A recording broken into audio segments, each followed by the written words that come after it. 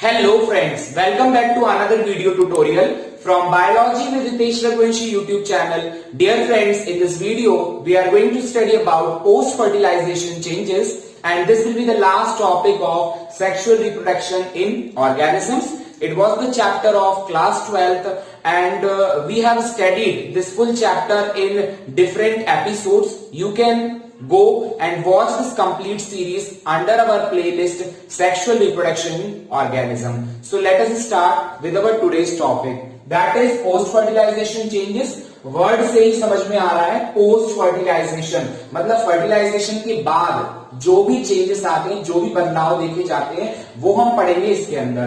तो लिखा हुआ है कि events in sexual reproduction after the formation of zygote are called post fertilization events. मतलब सेक्सुअल रिप्रोडक्शन के अंदर जाइगोट बनने के बाद जो सारे इवेंट्स होते हैं, जैसे कि हम बात कर ले मींस ऑर्गेनोजेनेसिस वगैरह होगा, मींस ऑर्गन का फॉर्मेशन वगैरह होगा, वो सभी चीजें किसके अंदर आ जाएंगी, वो आती है पोस्ट फर्टिलाइजेशन की चेंजेस के अंदर. और पोस्ट फर्टिलाइजेशन चेंजेस में हम लोग दो टॉपिक्स पढ़ने जा रहे हैं, एक तो है जाइगोट और दूसरा है embryogenesis. So let's see them.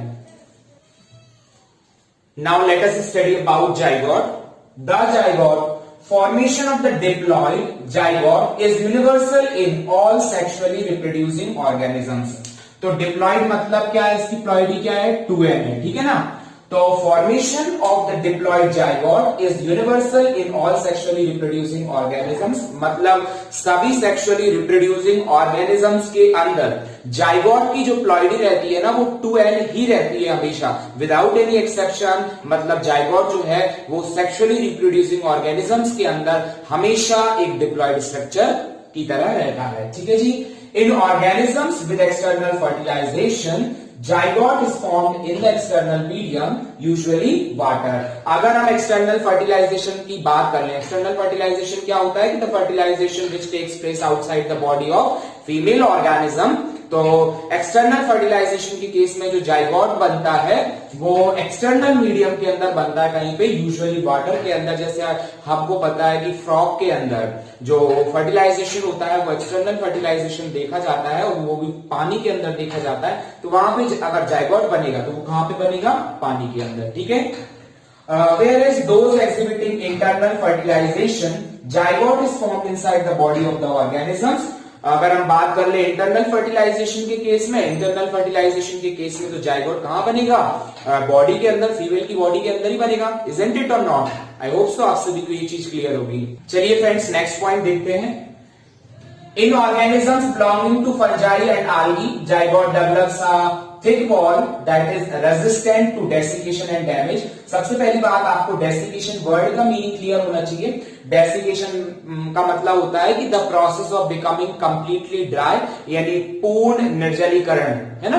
तो यहां पर कहने का मतलब ये है कि जो ऑर्गेनिजम्स आल्गी और फंजी कैटेगरी के अंदर आते हैं ना, उनमें जो जाइगोट बनता है उस जाइगोट के ऊपर एक थिक लेयर रहती है जो कि जाइगोट को कंप्लीटली ड्राई होने से बचाता है, ठीक है ना. सूखने नहीं देता, उसको कंप्लीटली ड्राई होने से बचाता है और साथ ही साथ उस जाइगोट को डैमेज होने से भी रोकता है, बचाता है, ठीक है. It undergoes a period of rest before germination. मतलब जाइगोट में फर्दर चेंजेस जो है इमीडिएटली नहीं देखे जाते, वो कुछ टाइम पीरियड के लिए क्या करता है, रेस्ट करता है, ठीक है. Zygote is a vital means very important, ठीक है. तो zygote is a very important link that ensures continuity of species between organisms of one generation and the next. आप सभी को पता है कि जो जाइगोट है, zygote is very important, actually it is a vital link, है ना, which maintains the continuity of species on earth, ठीक है ना. तो आपको याद रखना है ये, ठीक है, क्योंकि कंटिन्यूटी ऑफ स्पीशीज को बरकरार रखने के लिए जाइगोट बेहद ही इंपॉर्टेंट है कि नहीं, और रिप्रोडक्शन भी बहुत नेसेसरी है, ठीक है ना. अगर ऑर्गेनिजम्स रिप्रोड्यूस नहीं करेंगे पर्टिकुलर स्पीशीज के, मान लीजिए अगर ह्यूमन बींग्स जो है रिप्रोड्यूस करना बंद कर दें, तो जितने ह्यूमन पॉपुलेशन एट प्रेजेंट है वो धीरे धीरे क्या होती जाएगी, उनकी डेथ होती जाएगी. तो at the end of day जब वो सभी ह्यूमन बींग्स डाइड हो जाएंगे, तो उसके बाद क्या हो जाएगा, ह्यूमन बीइंग की जो स्पीशीज है वो कंप्लीटली क्या हो जाएगी, एक्सटिंक्ट हो जाएगी. तो इसीलिए जो है रिप्रोडक्शन क्या है, reproduction is very necessary in order to maintain the continuity of species on the earth. चलिए now let us study about embryogenesis. तो सबसे पहले यहां पर लिखा हुआ है कि embryogenesis refers to the process of development of embryo from the zygote. मतलब जाइगोट से एम्ब्रियो का बनना क्या कहलाता है? वो कहलाता है एम्ब्रियोजेनेसिस। ठीक है जी।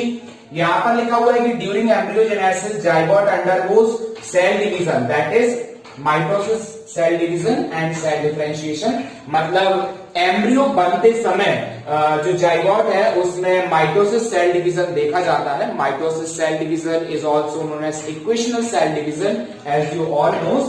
तो माइटोसिस सेल डिवीजन देखा जाएगा और साथ ही साथ वहां पर सेल डिफरेंशिएशन भी देखने को मिलता है। While cell division increase the number of cells in the developing embryo, जब यहाँ पर एम्ब्रियोजेनेसिस होता है ना, तो उस टाइम जो सेल डिवीजन होता है, सेल डिवीजन के कारण क्या होता है, नंबर ऑफ सेल्स जो है वो एम्ब्रियो के अंदर क्या होते जाते हैं, बढ़ते जाते हैं। ठीक है। और सेल डिफरेंशिएशन क्या करता है वो देखते हैं कि cell differentiation helps groups of cells to undergo certain modifications to form specialized tissues and organs to form an organism। जबकि जो सेल डिफरेंशिएशन होता है, तो सेल डिफरेंशिएशन से क्या होता है, जो ग्रुप ऑफ सेल्स रहते हैं ना, वो सर्टेन मॉडिफिकेशन शो करते हैं। मतलब ग्रुप ऑफ सेल्स मिलके क्या बना लेंगे, टिश्यूज बना लेंगे, फिर ग्रुप ऑफ टिश्यूज मिलके ऑर्गन्स बनाते हैं, फिर ऑर्गन सिस्टम बनता है, फिर कंप्लीट ऑर्गेनिजम्स बनता है। तो इस तरह से जो ग्रुप ऑफ सेल्स है वो सर्टेन मॉडिफिकेशंस यहाँ पे शो करते हैं। का लास्ट पॉइंट और आज की क्लास का लास्ट पॉइंट देख लेते हैं। तो सबसे पहले लिखा हुआ है कि in flowering plants the zygote is formed inside the ovule. मतलब फ्लावरिंग प्लांट्स के अंदर जाइगोट फॉर्मेशन कहां पर देखा जाता है, ओव्यूल के अंदर। ठीक है जी। साथ ही साथ लिखा हुआ है कि after fertilisation the sepals that is green leaf like structures, petals that is coloured part of the flower and stamens that is male reproductive part of the flower wither and fall off. तो ये क्या हो जाते हैं, वहां से गिर जाते हैं। ठीक है। फर्टिलाइजेशन के बाद ये फ्लावर से सेपरेट हो जाएंगे। द पिस्टल हाउएवर, पिस्टल मतलब जो है female reproductive part, the pistil however remain attached to the plant. जबकि फर्टिलाइजेशन के बाद पिस्टल फ्लावर से अटैच्ड ही रहता है। ठीक है जी। The zygote develops into the embryo. Zygote जो है वो किस में चेंज हो जाता है फर्टिलाइजेशन के बाद, एम्ब्रियो में चेंज हो जाएगा। And the ovules develop into the seed. और ओव्यूल किस में चेंज हो जाता है फर्टिलाइजेशन के बाद, सीड में। These two points are very important, they may be asked by examiners. ठीक है ना। तो आपको याद रखना है कि after fertilization zygote changes into embryo and ovule changes into seed, the ovary develops into the fruit। और ovary जो है वो किसमें चेंज हो जाएगा, फ्रूट में चेंज हो जाता है after fertilization. So friends, I hope so आप सभी को ये सेक्सुअल रिप्रोडक्शन इन ऑर्गेनिजम्स की कंप्लीट सीरीज बहुत ही अच्छी लगी होगी। और आप लोगों ने जो हमारे प्रीवियस एपिसोड्स होंगे वो यदि अभी तक नहीं देखे तो आप जाइए और हमारी प्लेलिस्ट रिप्रोडक्शन इन ऑर्गेनिजम्स को चेक कीजिए और वहां से आप सभी एपिसोड्स देख सकते हैं इस चैप्टर के।